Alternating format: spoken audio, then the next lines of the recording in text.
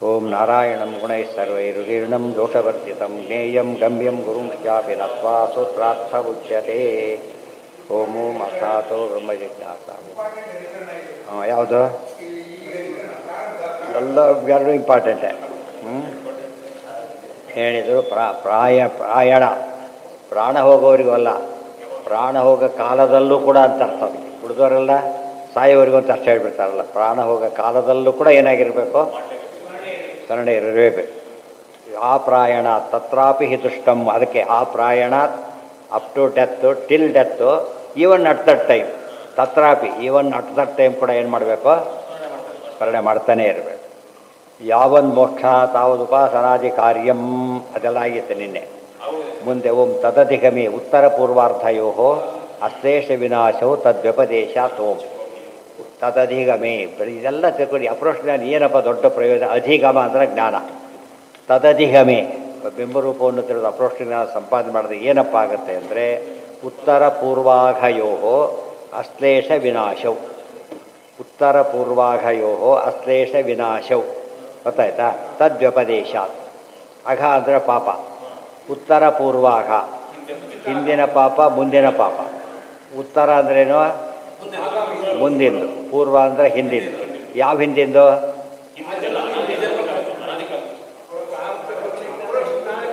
ಅಪರೋಕ್ಷ ಜ್ಞಾನ ಆಗ ಕಾಲದಿಂದ ಹಿಂದಿಂದೆಲ್ಲ ಇದು ಪೂರ್ವ, ಅನ್ನೊಂದೆಲ್ಲ ಉತ್ತರ. ಅದಕ್ಕೆ ಉತ್ತರ ಪೂರ್ವಾಘಯೋ ವಿನಾಶ. ಉತ್ತರಕ್ಕೆ ಲೇಪ ಇಲ್ಲ, ಪೂರ್ವಕ್ಕೆ ನಾಶ ಇಲ್ಲ. ಇಷ್ಟ ಉಲ್ಟಪಲ್ಟ ಹೇಳ್ಬೇಕಾದ್ರೆ ಪೂರ್ವ ಉತ್ತರ ಪೂರ್ವಾಗ, ಪೂರ್ವ ಉತ್ತರಾಗ ಅಂತ ಹೇಳಿಲ್ಲ. ಉತ್ತರ ಪೂರ್ವಾಘಯೋ, ಉತ್ತರದಕ್ಕೆ ಲೇಪ ಇಲ್ಲ, ಹಿಂದಿಂದಕ್ಕೆ ನಾಶ, ಪೂರ್ತಿ ನಾಶ. ಅಷ್ಟಾಯಿತು. ಉತ್ತರ ಇದೆಲ್ಲ ಎಲ್ಲಿದೆ? ತದ್ವ್ಯಪದೇಶ. ಅದಕ್ಕೆ ಆಧಾರ ಇದೆ ಹೇಳ್ತಾರೆ. ಈಗ ಬ್ರಹ್ಮದರ್ಶನೆ ತದಧಿಗಮೆ ಬ್ರಹ್ಮದರ್ಶನೆ ಉತ್ತರಸ್ಯ ಅಶ್ಲೇಷ ಪೂರ್ವಸ್ಯ ವಿನಾಶಶ್ಚ. ಮುಂದೆ ಲೇಪ ಇಲ್ಲ ಅಂದರೆ ಲೇಪ ಇಲ್ಲ ಅಲ್ಲ, ಮುಕ್ತಿ ಹೋಗೋದಿಲ್ಲದಿಲ್ಲ. ಮುಕ್ತಿ ಅಶೂರ್ಡ್. ಮುಕ್ತಿ ಅಶೂರ್ಡ್ ಅಷ್ಟೇ. ಲೇಪ ಇದೆ, ಸಣ್ಣ ಪುಟ್ಟದಕ್ಕೆ ಲೇಪ ಇಲ್ಲ, ದೊಡ್ಡದಕ್ಕೆ ಲೇಪ ಇದೆ. ಗೊತ್ತಾಯ್ತಾ? ಬೇಕಾಷ್ಟಿದೆ. ಆ ಲೇಪದಲ್ಲಿ ಎರಡಾಗಬಹುದು. ಕೆಲವಕ್ಕೆ ಇಲ್ಲೇ ಪನಿಷ್ಮೆಂಟು, ಮುಕ್ತಿಗಡ್ಡೆ ಆಗಲ್ಲ, ಪನಿಷ್ಮೆಂಟ್ ಇದೆ. ಆಮೇಲೆ ಇನ್ನೂ ಕೆಲವಕ್ಕೆ ಆನಂದ ಹ್ರಾಸ. ಸೊ ಲೇಪ ಇಲ್ಲದ್ರೆ ಹ್ರಾಸ ಯಾಕಾಗ್ತಿತ್ತು? ಲೇಪ ಇದೆ ಅಂತ ಆಗಲಿಲ್ಲ. ಈಗ ಅಪ್ರೋಷ್ಟ ಜ್ಞಾನ ಬಂದಮೇಲೂ ಕೂಡ ಕರ್ಮ ಲೇಪ ಇದೆ.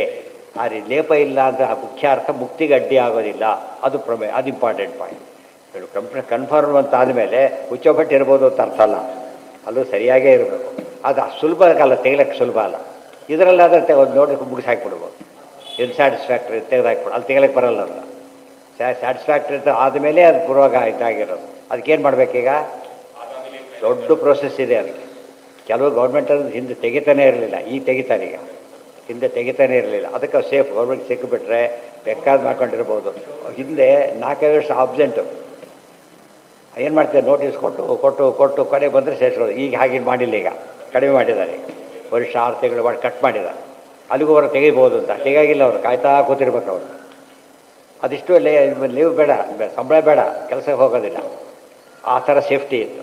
ಇದರಲ್ಲಿ ಅಪ್ರೋಚ್ ಇಲ್ಲಿ ನಮ್ಮಲ್ಲಿ ಚೇಂಜ್ ಮಾಡಿಲ್ಲ. ಅದರ ಶಾಸ್ತ್ರದೊಳಗೆ ಜ್ಞಾನ ಬಂದ ಮೇಲೆ ಏನಾದರೂ ಮಾಡಿ, ಎಷ್ಟು ಪಾಪ ಮಾಡಿದರೂ ಯೋಚನೆ ಇಲ್ಲ. ಎಷ್ಟು ಪಾಪ ಯಾವಾಗ ಮಾಡ್ಬೋದು ಅಂದ್ರೆ ಅಪ್ರೋಚ್ ಜ್ಞಾನ ಬಂದ್ಮೇಲೆ ಮಾಡ್ಬೋದು, ಮೊದಲು ಮಾಡಾಗಿಲ್ಲ. ಮುಕ್ತಿ ಅಶೂರ್. ಆದರೆ ಶಿಕ್ಷೆ ಇಲ್ಲ ಅಂತ ತಿಳ್ಕೊಬೇಡಿ. ತುಂಬ ಜನ ತಿಳ್ಕೊಂಡ್ಬಿಟ್ಟಿದ್ದಾರೆ. ತಿಳ್ಕೊಂಡು ಮಾಡಬಾರದ್ದೆಲ್ಲ ಮಾಡ್ತಾರೆ. ಫಸ್ಟ್ ಅಪ್ರೋಚ್ ಜ್ಞಾನಿಗಳೇ ಆಗಿಲ್ಲ. ಫಸ್ಟ್ ಅವರು ಮಾಡಬಾರದು ತಪ್ಪೆಲ್ಲ ಮಾಡ್ತಾರೆ. ನೋಡಿ ಸೂತ್ರ ನೋಡಿದ್ರೆ ಹೀಗಿದೆ. ಯಾವ ಜ್ಞಾನಿಗಳು ಇವರು ಕೈ ಮುಕ್ಕೊಂಡು ಕೂತ್ಬಿಡ್ತಾರೆ. ಮೊದಲು ಜ್ಞಾನಿಗೆ ಐಡಿ ತೋರಿಸು ಅಂತ ಕೇಳ್ಬೇಕು. ನಾನು ಎಲ್ಲಿದ್ದೀನಿ ಫಸ್ಟ್? ಈಗ ಎಕ್ಸಾಮಿಷನ್ ತೋರಿಸ್ಬೇಕಾದ್ರೆ ಇದು ತೋರಿಸ್ಬೇಕಲ್ಲ ನೀವೀಗ. ಅದೇ ಇಲ್ಲ ಫಸ್ಟ್. ಅಂದರೆ ವ್ಯಾಸನ ಓದಿದ್ದೆಲ್ಲ ಯಾತಕ್ಕೆ ಕುತ್ಕೊಂಡು ಮಾಡ್ಕೊಂಡ್ರು ಅವರು? ಈ ಕಾನೂನನ್ನು ದೃಷ್ಟಿ ಯಾತಕ್ಕೆ ಕುತ್ಕೊಂಡು ಮಾಡ್ಕೋತಾರೆ? ತಪ್ಪನ್ನು ವ್ಯವಸ್ಥಿತ ಮಾಡೋದು ಅಷ್ಟೇ. ವ್ಯವಸ್ಥಿತ ತಪ್ಪು ಮಾಡಿದಾಗ ಆಯ್ತಾ ಹೊರತು ಇದಾಗಲಿಲ್ಲ. ಅದಕ್ಕೆ ಬರೀ ಓದೋದು ತಿಳ್ಕೊಳ್ಳೋದು ದೊಡ್ಡ ಅಂಶ ಅಲ್ಲ. ಅದು ಅನುಸಂಧಾನ ಬಂದು ಮಾಡ್ತಾನೋ ಇಲ್ಲೋ ಪ್ರಶ್ನೆ. ಭ್ರಷ್ಟಾಚಾರ ಮಾಡಿಕೊಡೋದು ತೀರಿ ಯಾರು ಬೇಕಾದ್ರೆ ಹೇಳ್ತಾರೆ. ಮಾಡುವಂತ ಯಾವ್ದಾರು ಹೇಳೋಕ್ಕೆ ಸಾಧ್ಯ ಇದೆಯಾ? ಮಾಡೋದು ಹೇಳೋಕ್ಕೆ ಬರೋದಿಲ್ಲ. ಬಟ್ ಮಾಡಬಾರ್ದು ಅಂತ ಹೇಳ್ತಾರೆ, ಮಾಡ್ತಾರೆ. ಅದು ಅಲ್ಲಿ ಲೋಕದಲ್ಲಿ ಹಾಗೋ ಇದು ಹಾಗೆ.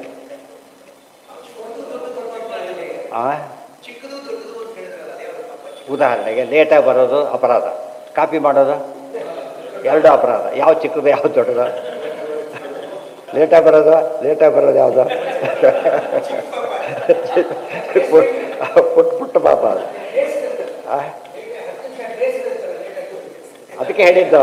ಅದೇ ಕಾಪಿ ಹೊಡೆಯೋಕ್ಕೆ ಕೇಸ್ ಕೊಡ್ತಾರಾ? ಕಾಪಿ ಹೊಡ್ಲಿಕ್ಕೆ ಕೊಡೋದಿಲ್ಲ. ಒಂದು 10 ನಿಮಿಷ ಆದರೆ ಕಾಪಿ ಹೊಡಿಬೋದು ಅಂತ ಹೇಳ್ತಾರಾ? ಇಲ್ಲ. ಸೊ ಮಹಾಪಾಪ, ಅದ್ರ ಕ್ಷಮಿಸೋ ಹಕ್ಕಿಲ್ಲ. ಇದನ್ನು ವೇ ಮಾಡ್ಬೋದು. ಇಲ್ಲಪ್ಪ ಈಸ್ ಎ ಗುಡ್ ಪರ್ಸನ್, ಬರಲಿ ಬೋದ್ರೆ ಅದನ್ನೆಲ್ಲ ಬರ ಗುಡ್ ಫೆಲೋ ಕಾಪಿ ಹೊಡಿತಾರೆ. ಕಾಪಿ ಹೊಡಿ ಗುಡ್ ಬೈ ಹೇಳ್ತಾನೆ ಅವನು. ಹಾಂ ಮಾಡ್ತಾರೆ. ಅವ್ರಿಗೆ ಲೇಪ ಇದೆ ಅಂತ ಹೇಳ್ಬಿಟ್ಟಿದ್ದಾರೆ. ಸೋತಮದ್ರೋಹದ ಪಾಪ ಯಾರಿಗೂ ಎಕ್ಸೆಪ್ಷನ್ ಇಲ್ಲ. ಉಳಿದ ಪಾಪಕ್ಕೆ ಸಂಬಂಧಪಟ್ಟ ಪ್ರಾಯಶ್ಚಿತ್ತ ಇದೆ, ಇದಕ್ಕೆ ಪ್ರಾಯಶ್ಚಿತ್ತನೇ ಇಲ್ಲದ ಪಾಪ. ಹೌದು ರೆಡಿ ಇರ್ಬೇಕು. ಅದಕ್ಕೆ ಆನಂದ ರೆಡಿ ಇರ್ಬೇಕು. ಸ್ಯಾಲ್ರಿ ಕಟ್ ಮಾಡ್ತಾರೆ ಅಂತ ಹೇಳ್ತಾರಲ್ಲ ಹಾಗೆ ಲೋಕದಲ್ಲಿ ಇದೇ ಪದ್ಧತಿ ಅಂತ. ಸಸ್ಪೆಂಡ್ ಆದರೆ ಸೋತ್ತಮ ದ್ರೋಹ ಅಂದ್ರೆ ಏನು? ಸೋತ್ತಮರಿಗೆ ಯಾವ ರೀತಿ ದ್ರೋಹ ಮಾಡಿದರೂ ಸೋತ್ತಮ ದ್ರೋಹನೇ. ತಮಗಿಂತ ದೊಡ್ಡವರಿಗೆ ಯಾವುದೇ ರೀತಿ ತಪ್ಪಂದ್ರೆ ಸೋತ್ತಮ ದ್ರೋಹನೇ. ಉತ್ತರ ಅಂದರೆ ಆಮೇಲಿಂದು, ಪೂರ್ವ ಅಂದರೆ ಹಿಂದಿಂದು. ಅಪುರುಷ ಜ್ಞಾನ ಆದ್ಮೇಲೆ ಅದೆಲ್ಲ ಉತ್ತರ, ಅದಕ್ಕಿಂತ ಹಿಂದಿಂದೆಲ್ಲ ಪೂರ್ವ. ದತ್ತ ಅದು ಕೌಂಟ್ ಆಗೋದು ಯಾವಾಗ? ಕೌಂಟ್ ಆಗೋದು ಅಪುರುಷ ಪೆನ್ಷನ್ ಅಂದ ತಕ್ಷಣ ಇಲ್ಲಿ ಏನಾಗಿರ್ಬೇಕು ಅವನು? ರಿಟೈರ್ ಆಗ. ಇದೆಲ್ಲರೂ ಸೇರ್ಕೊಂಡು ಅಪುರುಷ ಫಸ್ಟ್ ಆಗೇ ಇಲ್ಲ ಇವರು. ಶುರುವಾಗ ಕಾನ್ಸೆಪ್ಟ್ ಶುರುವಾಗೋದು ಸ್ಯಾಲ್ರಿ ಎಷ್ಟು, ಪೆನ್ಷನ್ ಎಷ್ಟು ಡಿಫ್ರೆನ್ಸ್ ಇದೆ. ಪೆನ್ಷನ್ ಅಂತ ಹೇಳಿದ ತಕ್ಷಣ ಏನಾಯ್ತು ಅದು? ಸ್ಯಾಲ್ರಿ ಅಂತ ಹೇಳಿ ರಿಟೈರ್ ಆಗಿಲ್ಲ ಇನ್ನು ಅಂತ ಅರ್ಥ. ಇವೆರಡೇ ವ್ಯತ್ಯಾಸ ಗೊತ್ತಾಗಿಬಿಟ್ರೆ ಯಾರು ಹೇಳಬೇಕು ಗೊತ್ತಾಗುತ್ತೆ. ಇಬ್ಬರು ಹೇಳೋರಿಗೆ ಅರ್ಥ ಕೂಡ ಗೊತ್ತಿರೋದಿಲ್ಲ. ಇವತ್ತು ತುಂಬ ಪಾರ್ವಗಳು ಎಕ್ಸ್ಪ್ಲೇನ್ ಮಾಡೋಕ್ಕೆ ಬರೋದಿಲ್ಲ ಭಾಳ ಜನಕ್ಕೆ. ಸುಮ್ಮನೆ ಹೇಳಬೇಕು ಪದ್ಧತಿ ಅಭಿಪ್ರಾಯದಾಗ. ಅದು ಸೂಕ್ಷ್ಮ ವಿಚಾರ ಬರೋದು ಇಲ್ಲಿ. ತತ್ವ ಎಲ್ಲ ಸರಿಯಾಗಿ ಓದಿದ್ರೆ ಅವಾಗ ಗೊತ್ತಾಗುತ್ತೆ. ಪದಾರ್ಥದ ಕಡೆ ಹೇಗೆ ಕರೆಕ್ಟ್ ಡಿಫೈನ್ ಮಾಡಬೇಕಲ್ಲ.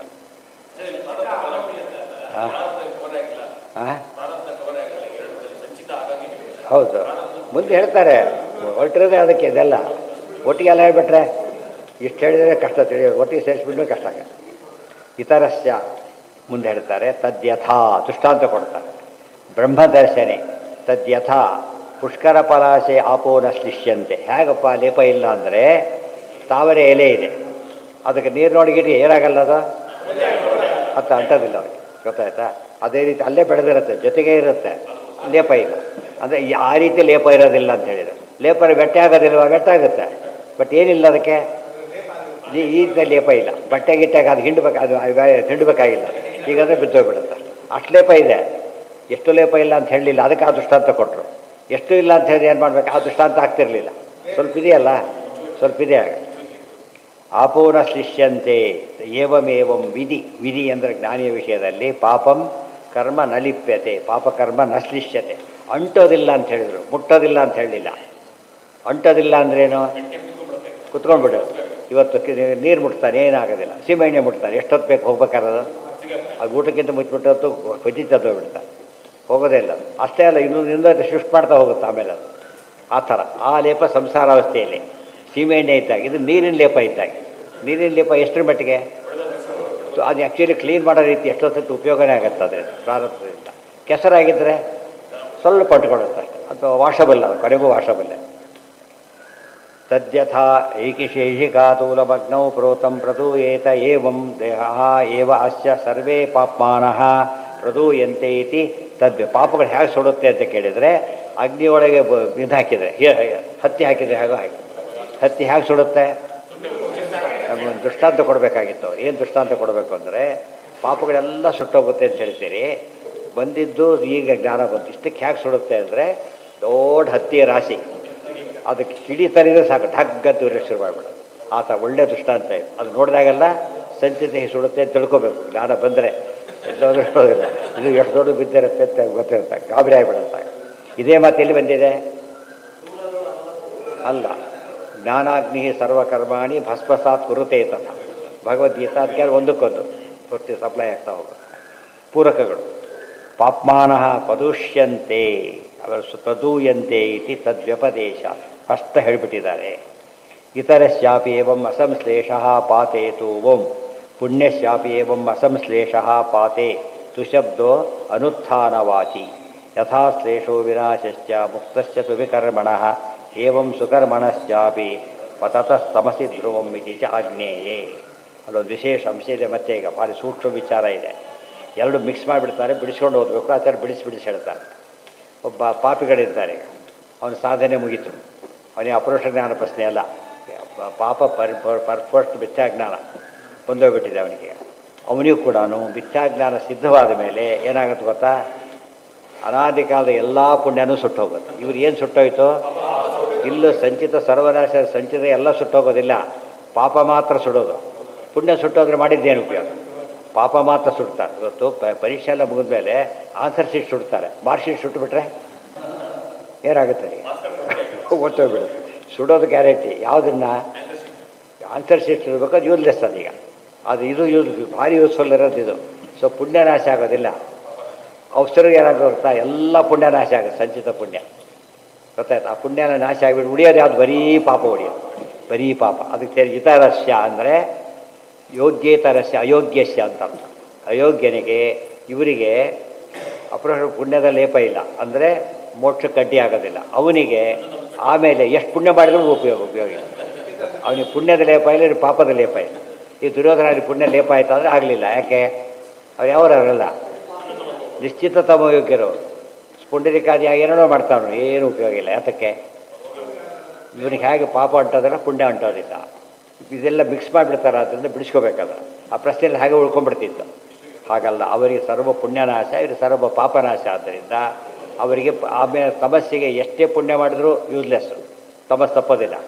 ಆಮೇಲೆ ಎಷ್ಟೇ ಇದು ಮಾಡಿದರೂ ಕೂಡ ಇವನಿಗೆ ಮುಕ್ತಿ ತಪ್ಪೋದಿಲ್ಲ. ಎಲ್ಲ ಪ್ಯಾರಲಲ್ ನೋಡ್ತಾ ಹೋಗ್ಬೇಕು ಎರಡು ಕೂಡ. ಹಾಂ, ಅವ್ರು ಏನಾದ್ರೆ ಅವರು ಲಿಂಗಭಂಗ ಇದ್ದೇ ಇದೆಯಲ್ಲ, ಲಿಂಗಭಂಗ ಇದೆ ಅವ್ರಿಗೆ ಕೂಡ. ಏನು ಎರಡೂ ಇದೆ ಅವರಿಗೆ. ಯಾವುದು ಅಂಟಬೇಕೋ ಅಂಟುತ್ತೆ, ಉಳಿದಿಲ್ಲ. ಅದು ಕೂಡ ವೇಸ್ಟೇಜ್ ಇದ್ದೇ ಇರುತ್ತಲ್ಲ. ಅರಸೆಡ್ತಂದ್ರೆ ಹೆಚ್ಚಾಗಿ ವೇಸ್ಟೇಜ್ ಆಗಿ ಬರುತ್ತೋ ಇದ್ದೇ ಇರುತ್ತೆ. ಹಾಂ, ಅಪರೋಕ್ಷ ಅಂತಿಲ್ಲ ಅವ್ರಿಗೆ. ಅವ್ರಿಗೇನು ಅಪರೋಕ್ಷ, ಇವರಿಗೆ ದ್ವೇಷ ಅಪರೋಕ್ಷ, ಅವ್ರಿಗೆ ಭಕ್ತಿ ಅಪರೋಕ್ಷ, ಇವರಿಗೆ ಎರಡು ಮಿಕ್ಸೆಡ್. ಓಂ ಅನಾರಬ್ಧ ಕಾರ್ಯೇ ಅದು ನೋಡಿ. ಯಥಾ ಅಶ್ಲೇಷೋ ವಿನಾಶಶ್ಚ ಮುಕ್ತಶ್ಚತು ವಿಕರ್ಮಣಃ ಏವಂ ಸುಕರ್ಮಣಶ್ಚಾಪಿ ಪತತಃ ತಮಸಿ ಧ್ರುವಂ. ತಮಸ್ನೆ ಬೀಳುವವರೆಗೆ ಪುಣ್ಯಕರ್ಮದ ಲೇಪ ಇಲ್ಲ, ಅವರಿಗೆ ಪಾಪಕರ್ಮದ ಲೇಪ ಇಲ್ಲ. ಓಂ ಅನಾರಬ್ಧ ಕಾರ್ಯೇ ಏವತು ಪೂರ್ವೇ ತದವಧೇಹೇ ಓಂ. ಇವರಿಗೆ ಆನಂದರಸ ಅವರಿಗೆ ದುಃಖರಸ ಆಗುತ್ತೋ ಅಂತ ಕೇಳಿದರೆ ಆಗೋದಿಲ್ಲ. ದುಃಖರಸ ಇಲ್ಲ ಅವರಿಗೆ. ಇಲ್ಲೇ ಕೆಲವೆಲ್ಲ ಸಿಮಿಲರ್, ಎಲ್ಲದೂ ಸಿಮಿಲರ್ ಮಾಡ್ಕೋಬಾರ್ದು. ಹಾಂ ಹಾಂ, ಅದು ಯಾವಾಗಲಿದ್ದದ್ದು ಪ್ರಪೋಸ್ಟ್, ಅದು ಕಲಿಗೆ ಪರಮಾವಧಿ ಬರುತ್ತೆ. ಕಲಿಗೆ ಭಾರಿ ಉನ್ನಾಹ ಆಗುತ್ತೆ. ಅದೇನು, ಅದು ಕಾಮನ್ ಇಬ್ಬರಿಗೂ. ದುಃಖೋನ್ನಾಹ ಇದೆ, ಇವರು ಸುಖೋನ್ನಾಹ ಇದೆ. ಓಂ ಅನಾರಬ್ಧ ಕಾರ್ಯೇವತು ಪೂರ್ವೇ ತದವಧೇಹೇ ಓಂ ಅನಾರಬ್ಧ ಕಾರ್ಯೇವ ಪೂರ್ವೇ ಪುಣ್ಯಪಾಪೇ ವಿನಶ್ಯತಃ ತಸ್ಯ ತಾವದೇವ ಚಿರಂ ಯಾವನ್ನ ವಿಮೋಕ್ಷೇ ಅಥ ಸಂಪತ್ಸ್ಯತೆ ಇತಿ ತದವಧೇಹೇ ತುಶಬ್ದ. ಅದೇ ಅದು ನಾಳೆ ದಿವಸ ಒಂದು ವಿಷಯ ಗೊತ್ತಾಯ್ತಲ್ಲ, ಅಪ್ರೋಚ್ ಆಗಲಿ ಏನು ಉಪಯೋಗ ಆಯಿತು ಅಂತ ಗೊತ್ತಾಯ್ತು. ಈಗ ಅದಕ್ಕೊಂದು ಯಾವುದು ಟ್ರೈ ಮಾಡಬೇಕಾಯ್ತು ನಾವೀಗ. ಎಕ್ಸಾಂಪಲ್ ಸುಮ್ಮನೆ ತೊಗೊಂಡು, ಈಗ ಒಂದು ಪಾಪ ಮಾಡಿದ್ದಾನೆ, ಒಂದು ಯಾವುದೋ ಪ್ರಾಯಶ್ಚಿತ್ತ ಮಾಡ್ಕೊತಾನೆ, ಆ ಪಾಪನೇ ಪೂರ್ತಿ ಹೋಗುತ್ತೆ ಅಂತ ಗ್ಯಾರಂಟಿ ಇಲ್ಲ. ಇನ್ನೂ ಹೊಸ ಪಾಪ ಶುರುವಾಗ್ಬಿಡೋದು. ಮತ್ತೆ ಏನೋ ಮಾಡ್ಕೊಂಡೆ ಅಂತ ಹೇಳ್ತಾರೆ, ಹಾಗಾಗಬಹುದು. ಆದರೆ ಹಬ್ಬಬ್ಬ ಅಂದರೆ ಏನು ಮಾಡ್ಬೋದು, ಆ ಪಾಪ ತೆಗಿಬೋದು ಅಷ್ಟೇ. ಎಂಥದ್ದು ಇಡೀ ಜಗತ್ತನ್ನೇ ನೀವು ಸುವರ್ಣಮಯ ಮಾಡೋ ದಾನ ಮಾಡಿದರೂ ಕೂಡ ಅದಕ್ಕೆ ಎಲ್ಲ ಪಾಪ ಕಳೆಯೋ ಶಕ್ತಿ ಇಲ್ಲ. ಆದರೆ ಜ್ಞಾನಕ್ಕೆ ಆ ಶಕ್ತಿ ಇದೆ. ಗೊತ್ತಾಯ್ತಾ, ಇದು ಸ್ವಾರಸ್ಯ. ಅದಕ್ಕೋಸ್ಕರ ಯಾವುದಕ್ಕೆ ಟಾಪ್ ಪ್ರಯಾರಿಟಿ ಕೊಡಬೇಕು ನಾವು, ಜ್ಞಾನಕ್ಕೆ ಕೊಡಬೇಕು. ಯಾವುದೇ ಕಾರಣಕ್ಕೂ ಕೂಡ ಜ್ಞಾನ ಮಿಸ್ ಮಾಡ್ಕೋಬಾರ್ದು.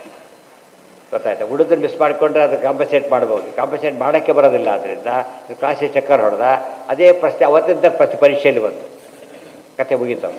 ಒನ್ಸ್ ಫಾರ್ ಆಲ್ ಎಷ್ಟು ಲಾಸ್ ಆಗುತ್ತೆ ಅವರಿಗೆ. ಇಲ್ಲಿ ಆ ಪ್ರಶ್ನೆ ಬರೋದಿಲ್ಲ. ಕರ್ಮದಲ್ಲಿ ಹಾಗಲ್ಲ. ಕರ್ಮ ಕೆಲಸ ಇನ್ನೊಬ್ಬರ ಕೈಲೂ ಮಾಡಿಸ್ಬೋದು, ಆದರೆ ಜ್ಞಾನ ಇನ್ನೊಬ್ಬರ ಕೈಲಿ ಮಾಡ್ಸೋಕ್ಕೆ ಬರೋದಿಲ್ಲ, ಅವನೇ ಮಾಡಬೇಕಾಗುತ್ತೆ. ಇದೆಲ್ಲ ಯೋಚನೆ ಮಾಡಿದಾಗ ನಾವು ಉಳಿದವ್ರು ತಪ್ಪು ಮಾಡ್ತಾರೆ ಅಂದರೆ ಪಾಪ ದೇರ್ ಇಸ್ ರೀಸನ್. ದಾರಿಯಲ್ಲಿ ಒಬ್ಬ ಓದಿಲ್ಲ ಬರಲ್ಲ ಓಡಾಡ್ತಾರೆ ಅಂದರೆ ಮೀನಿಂಗ್ ಇದೆ. ಕ್ಲಾಸ್ ಬಿಟ್ಟು ಓಡಾಡ್ತಾರೆ ಅಂದರೆ ಫುಲ್ ಅಂತ ಕರೆಯೋದಿಲ್ಲ. ನಾವೆಲ್ಲ ಯಾವ ಸ್ಟೇಜಲ್ಲಿ ಇರ್ತೇವೆ, ಈ ಒಳ್ಳೆ ಟೆಕ್ಸ್ಟ್ ಬುಕ್ ಇದೆ, ವ್ಯವಸ್ಥೆ ಇದೆ, ಎಲ್ಲ ಇದೆ. ಅವ್ರು ಹೇಳಿದ್ದೆಲ್ಲ ಕಣ್ಣಿಗೆ ಕಾಣಿಸ್ತಾ ಇದೆ ನಮಗೆ. ಇಷ್ಟಾದರೂ ನಾವು ಏನು ಮಾಡ್ತಾ ಇಲ್ಲ, ಜ್ಞಾನ ಓರಿಯೆಂಟೆಡ್ ಆಗಿರೋದಿಲ್ಲ. ಅಂದರೆ ನಮಗೆ ತಿಳುವಳಿಕೆ ಇಲ್ಲ ಅಂತ. ಅವ್ರ ಬಗ್ಗೆ ಪಾಪ ಕಡಿಮೆ ಬರುತ್ತೆ ಅವ್ರಿಗೆ. ಯಾತಕ್ಕೆ ಗೊತ್ತೇ ಇಲ್ಲ ಅವರಿಗೆ. ಆದರೆ ಗೊತ್ತಿದ್ದು ಬಿಡ್ತಾರಲ್ಲ, ದೊಡ್ಡ ಅಪರಾಧ. ಹಾಂ, ಎಲ್ಲಿ ಹಾಂ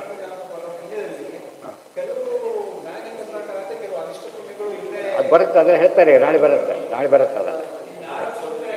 ಹಾಂ ಹಾಂ ಹಾಂ, ಸುಸೂತ್ರ ಮುಗಿಯುತ್ತೆ. ಇದು ಸೂತ್ರ ಮುಗಿದ್ರೆ ಅದು ಮುಗಿಯುತ್ತೆ. ಎಲ್ಲ ಇಂಪಾರ್ಟೆಂಟ್.